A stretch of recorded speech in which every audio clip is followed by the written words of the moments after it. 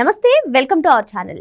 ఆంధ్రప్రదేశ్ మాజీ ముఖ్యమంత్రి వైఎస్ జగన్మోహన్ రెడ్డికి సంబంధించినటువంటి ఏ కేసుల్లో అయినా సరే సిబిఐ నుంచి ఆయనకి అనుచిత లబ్ధి చేకూరుతున్నట్లే ప్రజలు అనుకుంటున్నారు. మరి అసలు ఈ పరిణామాన్ని ఏ విధంగా చూడాలి తెలుసుకునే ప్రయత్నం చేద్దాం. దీన్ని విశ్లేషించడానికి మనతో పాటుగా ఉన్నారు ప్రముఖ ఆర్థిక, రాజకీయ, సామాజిక విశ్లేషకులు అప్పసాని రాజేష్ గారు. నమస్తే సార్. నమస్కారం.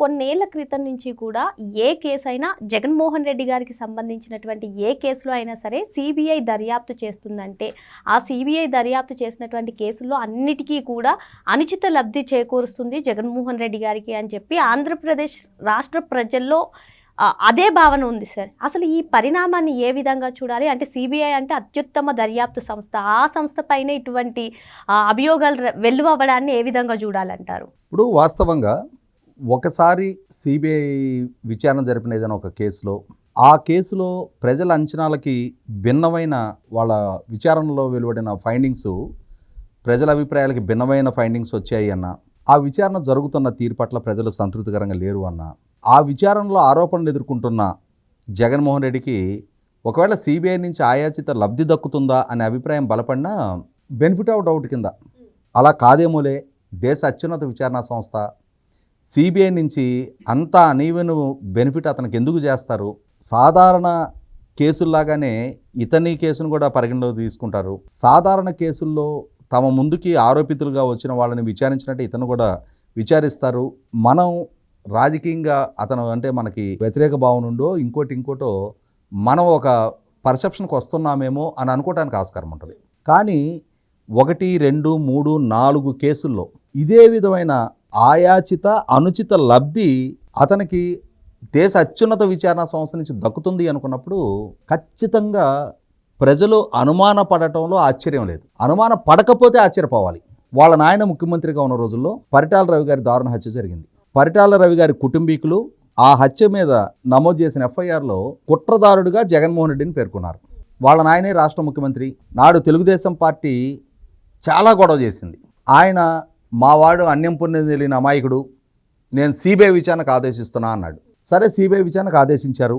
పరిటాల రవి గారిని దారుణంగా హత్య చేసిన కేసు విచారించిన సిబిఐ ఆ కేసులో ఎఫ్ఐఆర్లో అనుమానితుడిగా, కుట్రదారుడిగా మెన్షన్ చేయబడ్డ వ్యక్తిని ఎక్కడ విచారణ చేయాలి?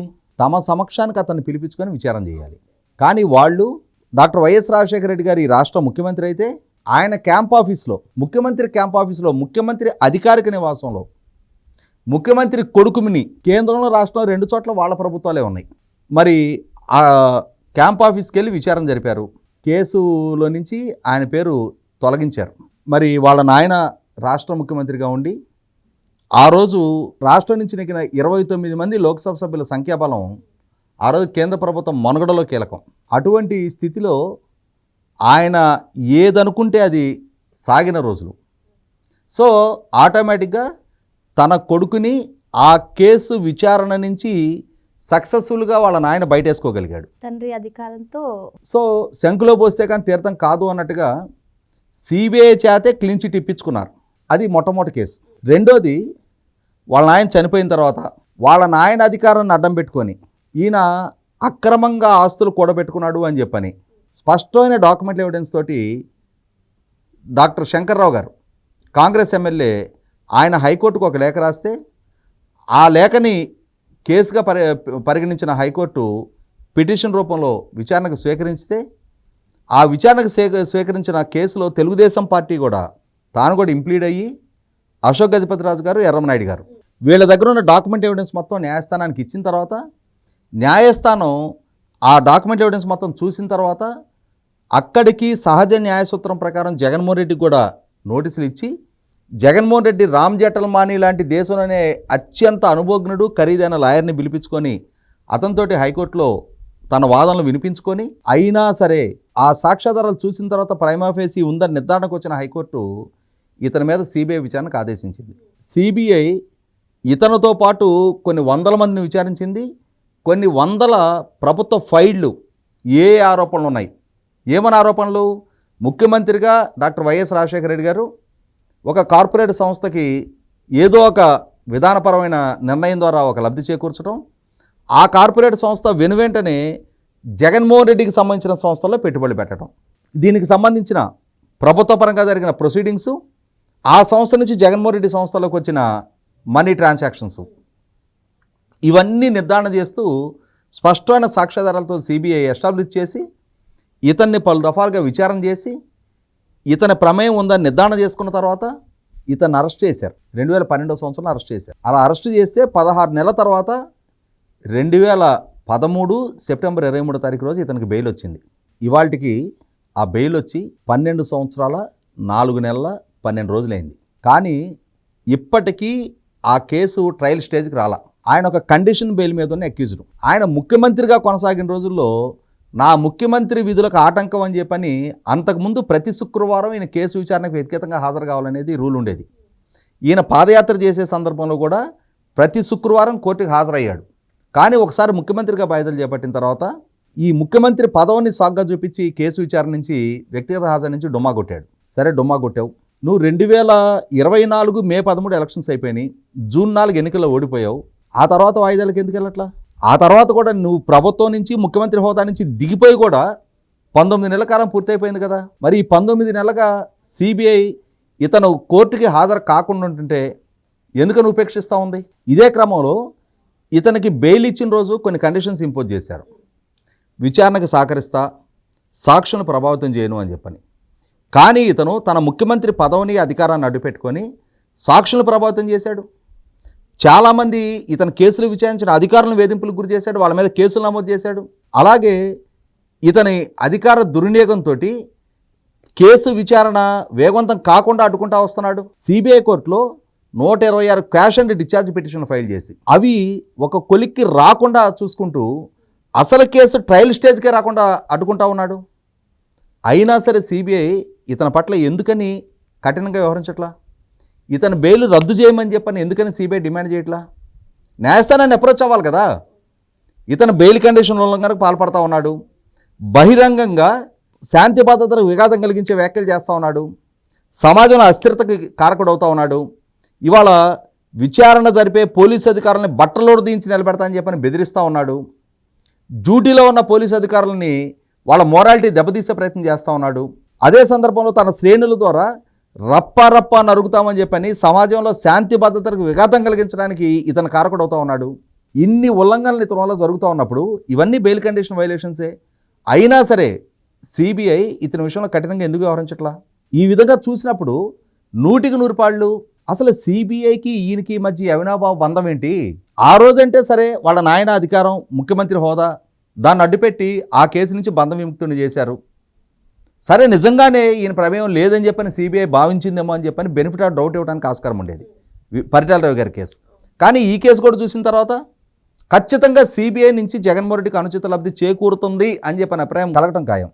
ఆ తర్వాత వాళ్ళ చిన్నాయన దారుణ హత్య, ఆయన హత్య గావింపబడితే దాన్ని సహజ మరణం అని చెప్పని ఇతని మీడియా సంస్థలు ప్రచారం చేసినాయి.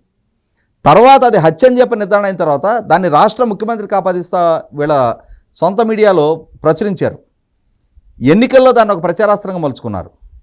ఆఖరికి సిబిఐ విచారణ చేసి పలానా వాళ్ళు సూత్రధారులు, పలానా వాళ్ళు పాత్రధారులు అని చెప్పి నిర్ధారణ చేస్తే ఆ నిర్ధారణ చేసిన క్రమంలో కూడా సూత్రధారులుగా భావించిన వాళ్ళని ఈయన పార్టీలో కీలక విభాగాల్లో పదవుల్లో కూర్చోబెట్టుకుంటా ఉన్నాడు.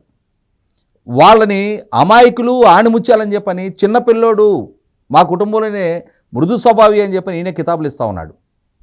మా వివేకం చిన్నాయన్ని ఎవరు చంపారనేది చనిపోయిన మా వివేకం చిన్నాయనికి తెలుసు, పైన ఉన్న దేవుడికి తెలుసు అంటున్నాడు. ఎన్నికలకు ముందేమో నాడు రాష్ట్ర ముఖ్యమంత్రిగా ఉన్న చంద్రబాబు నాయుడు గారికి తెలుసు అన్నాడు. ఆయన చేసిన రక్త చరిత్ర ఇది అన్నాడు. తాను ముఖ్యమంత్రిగా బాధ్యతలు చేపట్టిన తర్వాత అదే క్రమంలో సిబిఐ విచారణకు ప్రతిబంధకాలు కల్పిస్తూ వచ్చాడు.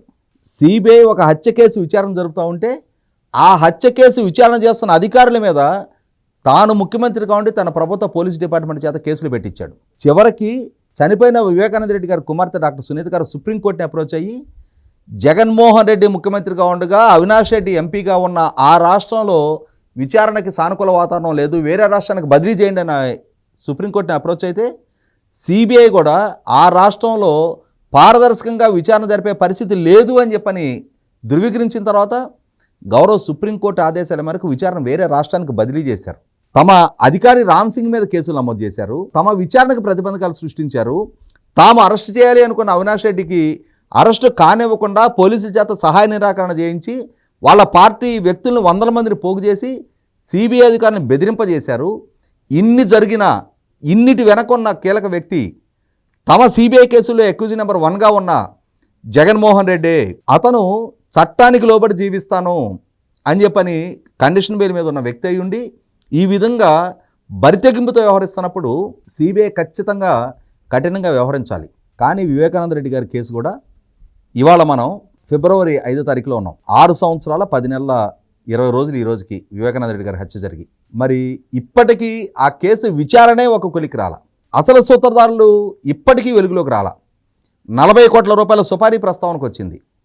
అలాగే తెల్లవారుజాము 4 గంటలకే జగన్మోహన్ రెడ్డి గారికి ఈ సమాచారం తెలిసినా ఆయన పోలీస్ డిపార్ట్మెంట్ అలర్ట్ చేయాల, తన చిన్నతల్లిని తన చెల్లెల్ని అలర్ట్ చేయాల. ఇన్ని లోపాలు ఆ కేసులో కనిపిస్తూ ఉంటే ఇప్పటికీ ఆ కేసు విచారణ కొలిక్కి రాకపోగా జగన్మోహన్ రెడ్డి ప్రమేయం గురించి విచారణే జరగల ఇప్పటివరకు. ఇది 3వ కేసులో సిబిఐ నుంచి జగన్మోహన్ రెడ్డి అండ్ ముఠా ఆ కేసులో సూత్రధారులుగా ఉన్న అవినాష్ రెడ్డి, భాస్కర్ రెడ్డి, దేవిరెడ్డి, శివశంకర్ రెడ్డితో పాటు ఆ కేసులో పాత్రధారులుగా ఉన్న గంగిరెడ్డి, ఉమాశంకర్ రెడ్డి, సునీల్ యాదవ్ వంటి వాళ్ళకి అందరికీ ఆయాచిత లబ్ధి జగన్మోహన్ రెడ్డి కారణంగా దక్కుతూ ఉంది. కేసు విచారణ ఒక కొలికి రాకపోవటం 7 సంవత్సరాల పాటుగా. ఇది కేసు నెంబర్ 3. ఇక 4వది ఈ మధ్యకాలంలో మనందరం విస్తృతంగా చర్చిస్తూ ఉన్న తిరుమల శ్రీవారి ప్రసాదం తయారీలో వినియోగించే నెయ్యి బదులు నకిలీ నెయ్యిని సరఫరా చేశారు అన్న విచారణ.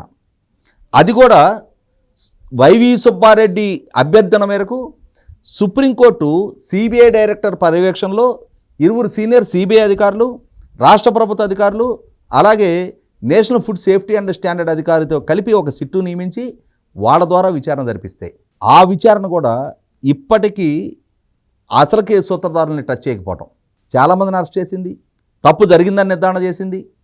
ఆ తప్పు జరిగిన క్రమంలో అసలు సిసలు నిర్ణయాధికారం చేతిలో ఉన్నవాళ్ళు, నిర్ణయాలు తీసుకున్న వాళ్ళు, నిర్ణయాలను అమలు చేసిన వాళ్ళు, వాళ్ళని అసలు సిసలు వాళ్ళని వదిలేసి చిన్నా చితక ఉద్యోగస్తుల్ని, సరఫరాదారులైన డైరీ యజమానుల్ని, నాడు బోర్డు చైర్మన్గా పనిచేసిన వైవి సుబ్బారెడ్డి స్థానంలో సుబ్బారెడ్డి పిఏకి మాత్రం విచారణ పరిమితం చేయటం అంటే జగన్మోహన్ రెడ్డి కానీ, జగన్మోహన్ రెడ్డి కుటుంబ సభ్యులు కానీ, జగన్మోహన్ రెడ్డి కజిన్స్ కానీ వీళ్ళ దగ్గరికి వచ్చేటప్పటికి సిబిఐ దగ్గర నుంచి ఎందుకు ఇంతటి అనుచిత లబ్ధి చేకూరుతుంది?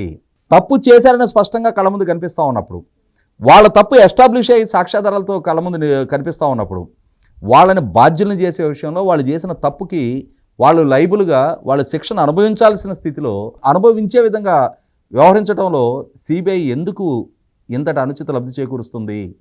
ఇంతటి అనుచిత లబ్ధి చేకూరటానికి సిబిఐ తనకు తానుగా సహకరిస్తుందా, లేదు ఇంకెవరైనా అండదండలతో, ఇంకెవరైనా పెద్దల ఆశీస్సులతో జగన్మోహన్ రెడ్డికి సిబిఐ నుంచి ఈ అనుచిత లబ్ధి చేకూరుతుందా అనే అనుమానాలు వాళ్ళ ప్రజల్లో బలపడతా ఉన్నాయి. దేశ అత్యున్నత విచారణ సంస్థ ఇంటెగ్రిటీ ఇంతగా ఒకే వ్యక్తి చుట్టూ ఒకే వ్యక్తికి సంబంధించిన ఇన్ని కేసుల్లో ఇన్ని సంవత్సరాలుగా 20 సంవత్సరాలుగా ఒకే వ్యక్తికి సంబంధించిన కేసుల్లో ఇంతటి అనుచిత లబ్ధి చేకూరుతుంది అనుకున్నప్పుడు 100కి 100 అది సిబిఐ ఇంటెగ్రిటీకి సంబంధించిన ప్రశ్న, సిబిఐ అధికారుల ఇంటెగ్రిటీకి సంబంధించిన ప్రశ్న. ఖచ్చితంగా వాళ్ళ మీద పడుతున్న ఈ మరకని చెరుపుకోవాలి అని అంటే 100కి 100 ప్రజల్లో బలపడుతున్న ఈ అనుమానాలని చెరిపేయాల్సిన బాధ్యత కూడా సంస్థ మీదే ఉంటుంది. అసలు సిసల బాధ్యుల్ని ఉపేక్షించి చిన్నవాళ్లకు విచారణ పరిమితం చేసి చిన్నవాళ్ల మీద చర్యలు తీసుకున్నప్పుడు ఖచ్చితంగా ఆ మకిలి సిబిఐ కూడా అంటుకోవటం ఖాయం. అలా అంటుకోకుండా ఉండాలి అని అంటే సిబిఐ అసలు సిసలు ఇవాళ ప్రజల్లో విశ్వాసం కలిగే స్థాయిలో, ఆ విశ్వాసం కలిగించే స్థాయిలో తాను కూడా యాక్ట్ చేసి తీరాలి. అలా యాక్ట్ చేయడంలో ఇప్పటివరకైతే సిబిఐ అటర్ ఫెయిల్యూర్. కనీసం ఈ ఆరోపణలు ఎక్కుపెడుతున్న సందర్భంగానైనా సరే ఇన్ని సందర్భాల్లో ఇంతగా సిబిఐ వైపు ప్రజలందరూ వేలెత్తి చూపిస్తున్న నేపథ్యంలో ఇప్పటికైనా సరే పరిస్థితులను చక్కదిద్దుతారో లేదో చూద్దాం. మరి ప్రజల నుంచి సిబిఐ పైన నమ్మకం సన్నగిల్లుతున్నటువంటి తరుణంలో ఇప్పటికైనా సిబిఐ తనపైన ఆరోపణలు రాకుండా చూసుకుంటుందా? మరి ఏం జరగబోతుంది వేచి చూడాలి. మరో అంశంతో మళ్ళీ కలుద్దాం. Thank you sir.